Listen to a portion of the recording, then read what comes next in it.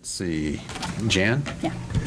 Hi, I'm Jan Paquette, and I represent myself, my husband John, and many of our neighbors who my husband has been canvassing over the last few weeks. 2 minutes is not enough time to really address all this, and you've heard most of what there is to say. I wanted to add a few things. No, I'm not a native Oregonian. I wish I was. I'm proud to live here. I've been here 25 years, but I am the mother and grandmother of native Oregonians, so hopefully that gives me something to say. I could benefit from Measure 37. Our property would be worth well over $1 million more than it's currently worth if I were to put in a claim. And yet, my husband and I have not done that, nor would we. I think Measure 37 was advertised as something that it is not, and that the average intelligent and even above average intelligent voters of Oregon may not have understood the full extent of the measure when they voted it in. I think it was in part duplicitous, and unfortunately it's that part that is causing all the stress that we're now under today.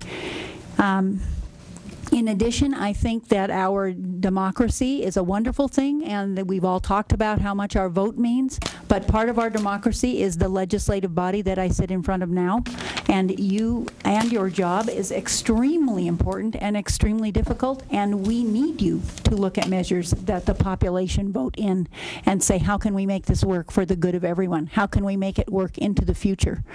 I was born in the Pacific Northwest, and most of the people in this room are at least middle-aged or older, as is most of our population. We are one of the last of the fortunate group of human beings who will ever be born into a land of plenty. Our children were not. My grandchildren certainly were not. And if we aren't careful, we are not going to have the world that we all think that we're supporting for our kids. We can't divide up Oregon into little parcels so each of our children and our grandchildren have their own little piece. I need you to summarize, please. There's not enough of Oregon to go. I guess in summary, I would say that the driving force underlying Measure 37 in some part is shameful and is in large part short-sighted, and it should not be allowed to be the broad influence on the land use policy of Oregon, and I do not want to see the Californication of Oregon. Thank you.